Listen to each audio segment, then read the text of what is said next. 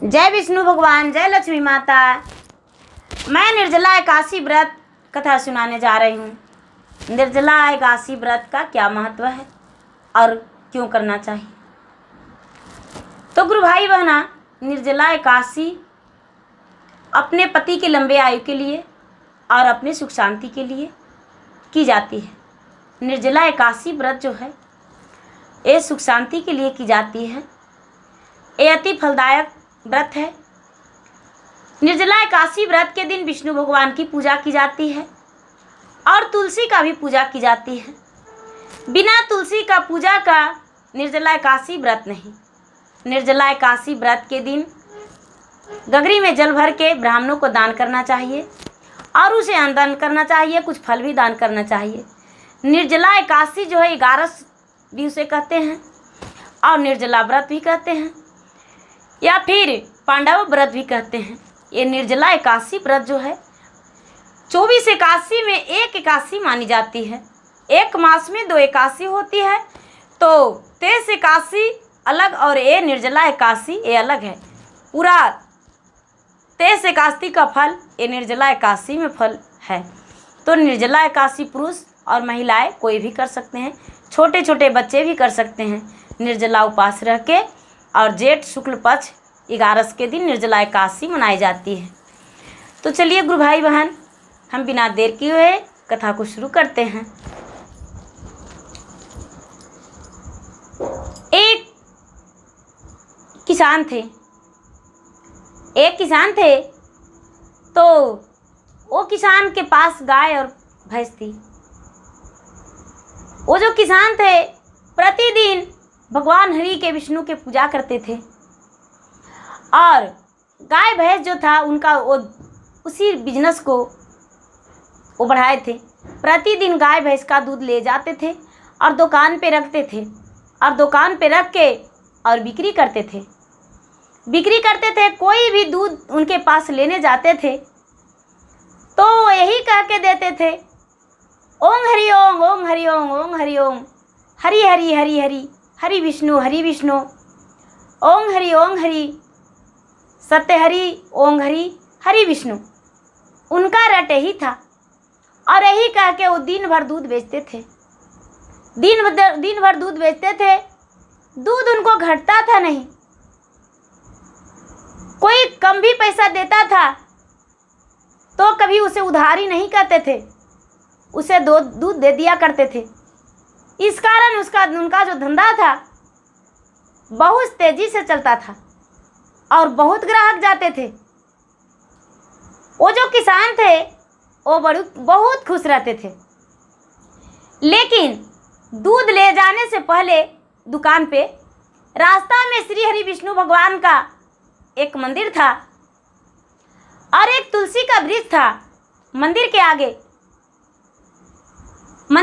एक तुलसी का वृक्ष था। तो जो किसान थे सबसे पहले तुलसी की वृक्ष में थोड़ी सी दूध डाल दिया करते थे और तुलसी को परिक्रमा करते थे और उसके बाद विष्णु भगवान के जाके दूध चढ़ाते थे। भगवान बड़े प्रसन्न हो जाते थे और प्रसन्न होकर उसे आशीर्वाद देते थे, आहा मेरा सच्चे और अच्छे मेरा प्रिय भक्त है, इसे कभी दुखी नहीं होना चाहिए, इसका दूध कभी घटेगा नहीं। जा, तूने बड़े प्रेम से मुझे दूध चढ़ाया है। प्रतिदिन भगवान उसे आशीर्वाद देते थे मुस्का के। वो जाता था और दुकान पे दिन भर दूध बेचता था। शाम का समय में बचा खुचा दूध आके फिर से भगवान को भोग लगा दिया करता था। लेकिन आते आते एक दीप भी लाता और तुलसी के आगे जलाकर और प्रणाम करके वो घर लौट जाता था। अपने माँ को कमाए हुए पैसे देता था। माँ उसका बड़ी खुशी हो जाती थी, बड़ी खुश रहती थी। माँ को लगता था मेरा बेटा बहुत अच्छा है, बहुत चतुर है, कितना ही दूध रहता है फिर पैसा कम नहीं रहता है। भगवान हरि कृष्ण के कृपा से उसका पैसा कम नहीं पड़ता था, बड़ी खुश रहता था। वो बड़ा हो गया तो उसको माँ बोली, बेटा अब तुम शादी कर लो, मुझे बहू चाहिए। बेचारा वो किसान सोचा, अच्छा वो बहुत अच्छा है, हम शादी कर लेंगे। उन्होंने शादी कर लिया। उनकी पत्नी आई। जब पत्नी आई तो प्रतिदिन देखती थी कि मेरे पति दूध लेकर जाते हैं, कहीं दुकान है और दुकान पे दूध बेचते हैं। एक दिन अपने सास से बोली, हे माता जी, हम भी जाएंगे दूध लेकर बेचने। उसकी सास बोली, ठीक है चली जा। इन्होंने क्या किया, अपने पति के साथ दुकान पे चली गई। जब तुलसी के वृक्ष में इसके पति दूध डाले और भगवान श्री हरि विष्णु के सिर ऊपर पूरा दूध से स्नान करवाया तो इनकी पत्नी का नज़र लग गया और पत्नी कहती है, आपने बहुत गलत करते हैं, आपको ऐसा नहीं करना चाहिए। आपने इस तुलसी को दूध से पटाने से क्या होगा? क्या मुझे खाने का मिल जाएगा? इस पत्थर पे चढ़ाते हैं दूध तो दूध तो नली में जा रहा है।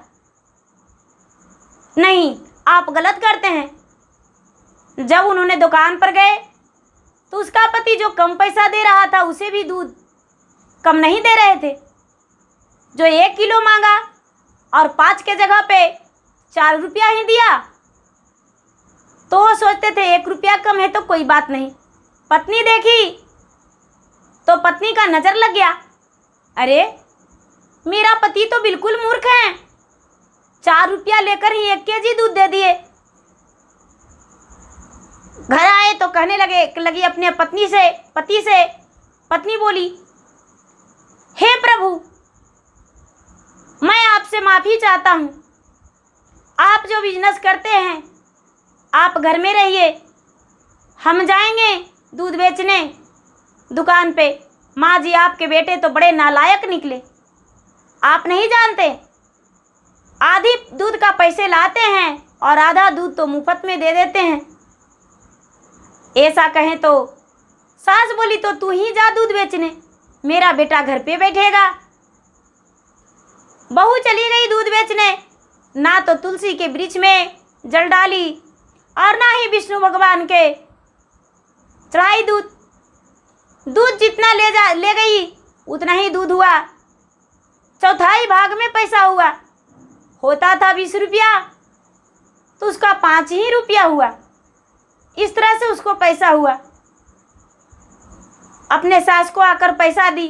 सास कहती है, बेटी आज तूने तो इतनी सी पैसा लाई, मेरा बेटा तो इससे दुगना तिगना चौगुना धन लागता था, तूने दूध क्या किया? बहू कहती है, माँ जी हमने सारा दूध बेच दिया और अच्छा महंगा कीमत में बेचा, पर फिर भी पैसा कम गया, इसमें मेरा क्या गलती है? सास कुछ नहीं बोली। धीरे धीरे बहू जाने लगी।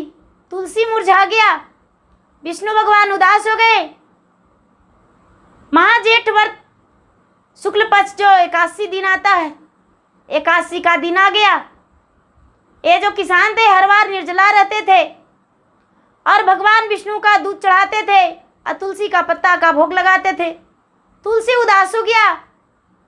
भगवान विष्णु का इन्होंने तुलसी का भोग नहीं लगाए, दूध भी नहीं चढ़ाए, सिर्फ अपने आप निर्जला 81 व्रत रह गए।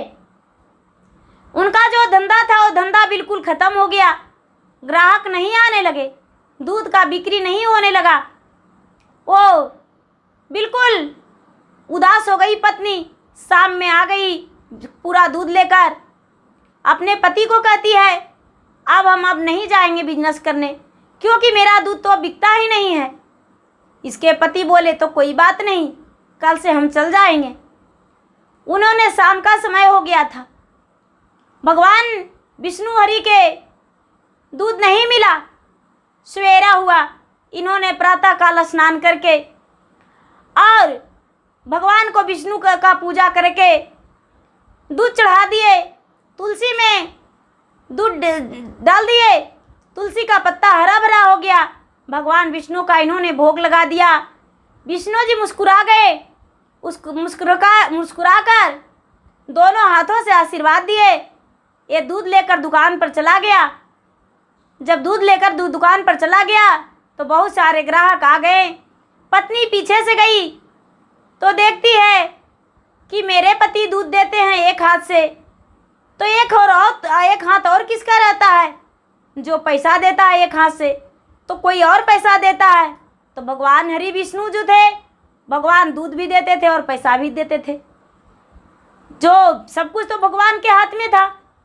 ऐसा देखकर पत्नी बड़ी चकित हो गई। घर आई शाम के समय में, अपने पति से कहती है, हे पति देव जी, आप एक हाथ से दूध देते हैं पर एक हाथ और किसका रहता है? इसके पति कहते हैं, सब हरि विष्णु का कृपा है। मेरे हरि विष्णु जो कुछ करते हैं वो करते हैं, मैं तो उन्हीं पे छोड़ रखा हूँ। अब तुम जो कहना है कहो।